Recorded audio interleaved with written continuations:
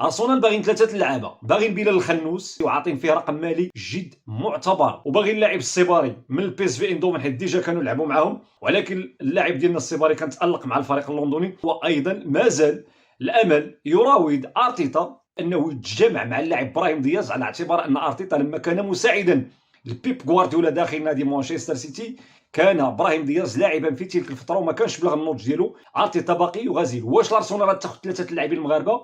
غنعطيو بالتدريج شكون هما الاقرب. الاساس ديال الحلقه ديالنا هو نادي الارسنال. غادي نفتتحوا الارسنال. علاش؟